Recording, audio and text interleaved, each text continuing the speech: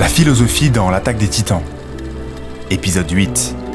L'Attaque des Titans est une œuvre au registre tragique. Jusque-là, vous me suivez. Mais le récit d'Isayama est également attaché au romantisme. De premiers abords, on pourrait avoir l'intuition que non, mais c'est pourtant un thème récurrent et hautement symbolique de sa diégèse. Le romantisme littéraire n'est pas forcément celui que nous avons dans l'imaginaire commun, avec la glorification du sentiment amoureux. Dans l'Attaque des Titans, l'amour est un immense tabou. Et pourtant, le sentiment est palpable à chaque instant. Il se manifeste à travers la brutalité d'un monde privé d'érotisme et de passion. Les codes du romantisme apparaissent au XVIIIe siècle. C'est l'exaltation du peuple suite à la restauration monarchique. C'est la désillusion entre le rêve et le réel. Il oppose souvent la bourgeoisie aux protagonistes. Les thèmes du romantisme sont l'expression des individualités à travers leurs sentiments et la révolte des hommes face à un désir de liberté. Tant d'éléments inclus dans le récit d'Isayama. La monarchie est catastrophique et étouffe le peuple qui a soif de révolte. La guerre des titans rend le sentiment amoureux insignifiant, comme si l'accès à l'amour ne pouvait être sans contrainte dans un monde plongé dans le cercle de la haine et de la guerre. Toute démonstration d'amour est un échec. Peu de personnages se laissent le droit d'exprimer ce sentiment. Et lorsqu'il existe, il est un fantasme malsain ou secondaire. Ymir cache son attirance envers Historia, et Reiner colle à sa botte l'étiquette du fantasme. Petra finit écrasée malgré son dévouement pour Levi, tandis que Bertholdt n'aura jamais l'occasion d'avouer ce qu'il ressent pour Annie. La malédiction des titans est elle-même fondée sous l'emprise toxique du premier roi Fritz sur son esclave Ymir, qui ne réussira pas à se rebeller par le syndrome de Stockholm.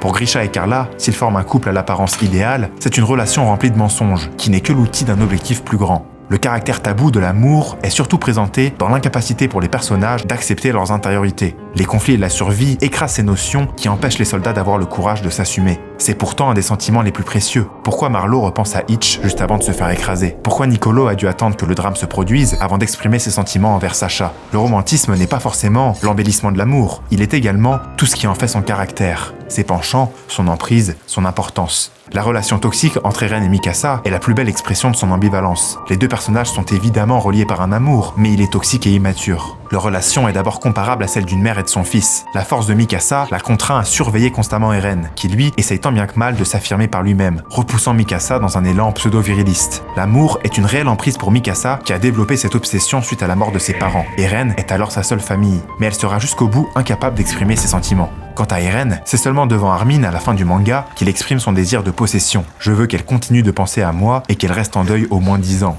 Des révélations pathétiques nous révélant une peine de cœur immature. Tomber amoureux, c'est, je crois, une des plus grandes preuves de virilité qu'un homme peut avoir, à savoir le respect de soi et l'expression du courage. C'est se donner entièrement à une personne qui ne nous le rendra peut-être jamais. À travers son histoire, Isayama dépeint l'homme dans toute sa complexité, où les caricatures ne peuvent exister. Mikasa est la véritable héroïne de l'œuvre, ayant la force et le courage des hommes, tandis qu'Eren a toutes les caractéristiques féminines. L'Attaque des Titans nous apprend qu'être un homme, c'est accepter sa faiblesse.